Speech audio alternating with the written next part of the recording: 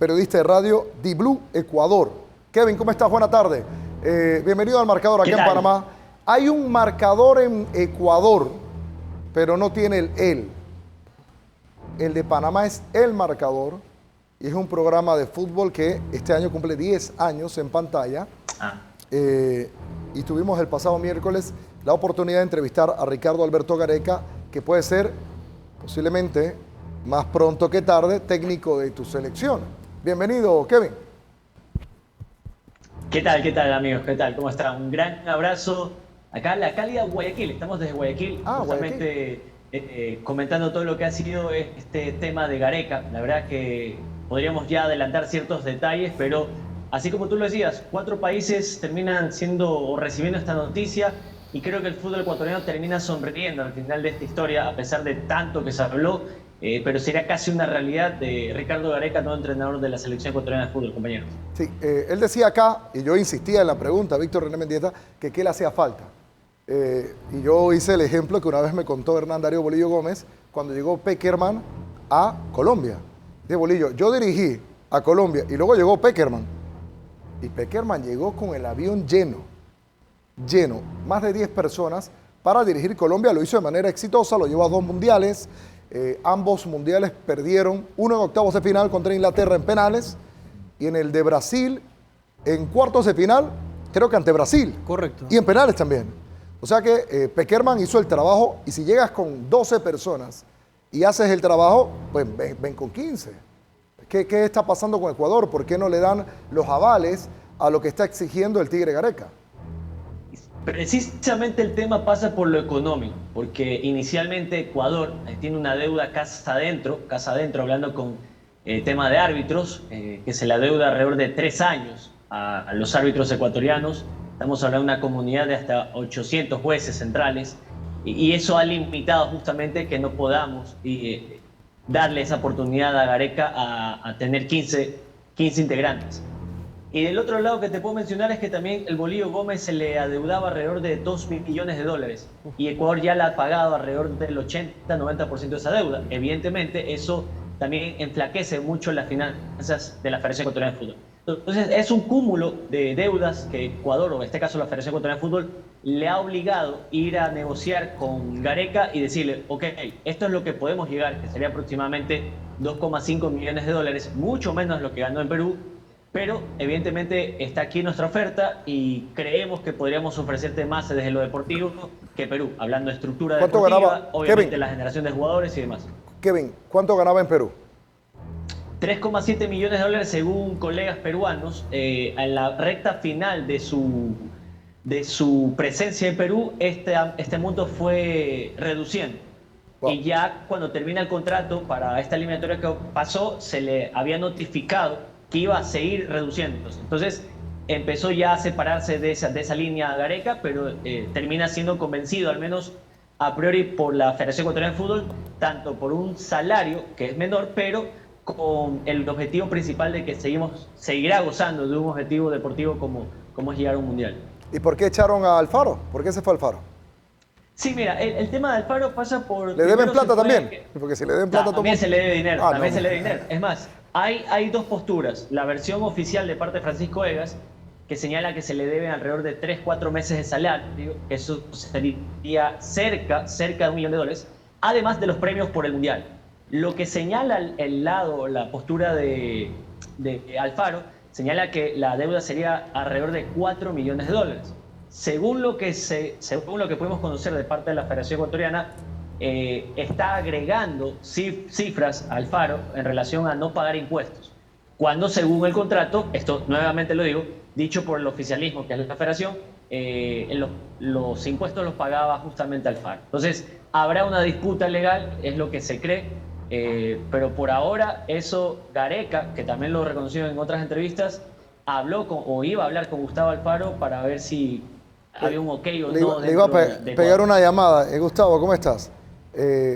¿Pagan bien? ¿Pagan atrasados? ¿Qué tal Ecuador? Me imagino, buscando referencias. Correcto, tal cual. Wow. Increíble, porque Alfaro era para que repitiese el proceso. Sí, sin duda. Chepe. Kevin, ¿cómo estás? Un abrazo, te saluda el Chepe Bomba. la ilusión que genera la posible llegada de Gareca, ¿no? A nivel deportivo, a nivel institucional y sobre todo apuntalar ese equipo con vistas al 2026. Totalmente, ¿qué tal? ¿Cómo estás? Buenas tardes, un abrazo a la distancia. Sí, te puedo decir algo porque justamente lo estaba analizando hoy temprano, un programa radial acá en Blue, era que por primera vez creo que el periodismo deportivo ecuatoriano ha estado en la misma sintonía. Tanto la costa, hablando Guayaquil, como la sierra, Quito, siempre han tenido detrás de una cortina cierta rivalidad, pero creo que por primera vez coincidimos en que Gareca es el hombre elegido y que tiene total aprobación, al menos desde la opinión pública. Kevin, muy buenas tardes. Un placer para nosotros poder tenerte acá con toda la información, los números exactos.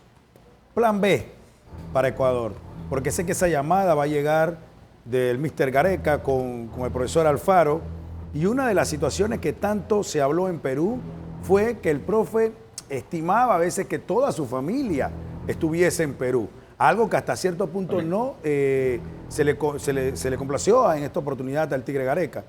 ¿Qué pasará si no se concreta Gareca en Ecuador? ¿Cuál es el plan B en esta oportunidad? Desde la entrevista que ha tenido con ustedes justamente, que me mencionaba en la introducción, se ha podido conocer más detalles sobre los detalles que se faltaban para concretar ya oficialmente o formalmente el fichaje de Gareca con Ecuador. Y justamente uno de los temas son esos.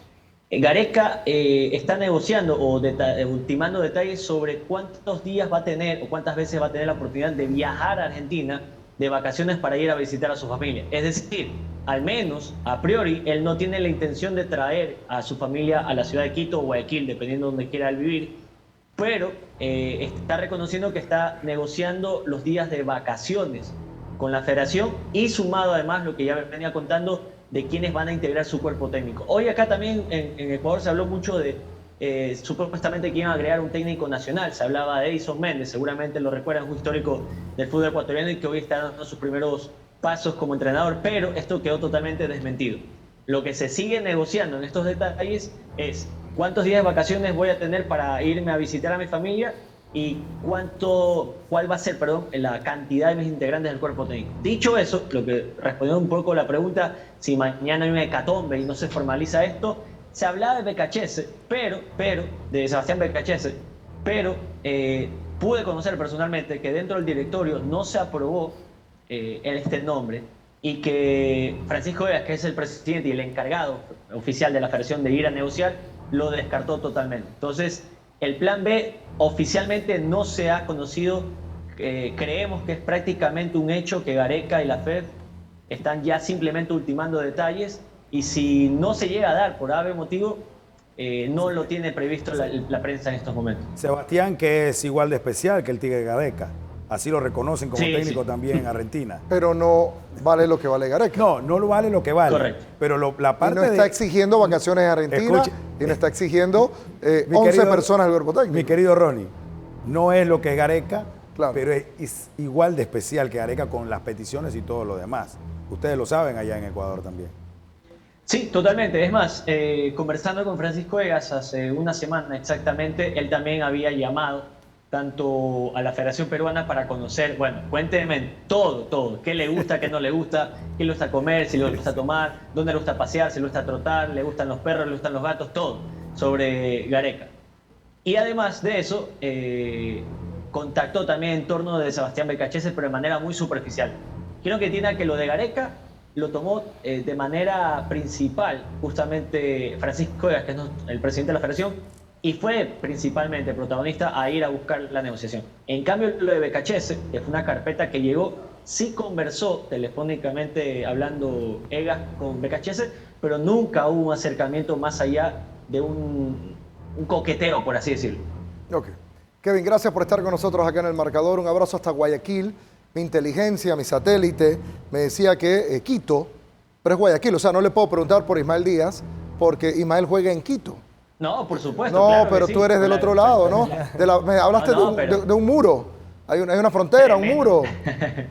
No, tremendo delantero. Acá estamos extasiados por la capacidad goleadora de Ismael Díaz. Tremendo goleador. Es el mejor jugador, Kevin. Yo soy panameño, es como si fuera mi hijo o mi hermano Ismael. ¿Ismael es el mejor jugador de la Liga Ecuatoriana o top 5? O sea, que está por ahí. Está en el top 3. Formalmente, el ganador del mejor jugador de la Liga Pro, que es acá como se llama el torneo ecuatoriano, fue Ricardo Ade, un central haitiano que quedó campeón con Aucas. Parece, tú lo subes a un cuadrilátero, parece ser boxeador este jugador, pero fue un baluarte defensivo de Aucas. Ahora, individualmente, Díaz es considerado, creo que por toda la prensa nacional, como uno de los 3 o 5 mejores jugadores del torneo. Tremendo goleador que ha sumado Universidad Católica. Es más, nos sorprendimos bastante dentro del análisis de pretemporada que Díaz no se haya ido a otro equipo, porque Católica, a pesar de que tiene un brazo económico fuerte, de un banco nacional acá, normalmente la filosofía de este equipo o es vender o dejar libre si es que ya viene un equipo mucho más poderoso para llevárselo. Sí, porque la noticia del Chesca de Moscú, que querés Ismael Díaz. ¿Cuánto les estaba ofreciendo el Chesca, Johnny? 3 millones. 3 millones. Sí. ¿Y cuánto es que vale Ismael? Según la Católica. 6. 6. Wow. Qué locura. Una locura. Pero no se dio. Hay que esperar la próxima ventana del fútbol europeo para ver si Ismael Díaz recala con todo el talento que tiene, que para mí es la punta de lanza de nuestra selección nacional, camino al 26. Ya jugó el Mundial de Rusia 2018 y sigue siendo joven. Gracias, Kevin, por estar con nosotros acá en El Marcador. Un abrazo hasta Guayaquil. Un abrazo, señores. Pásenme.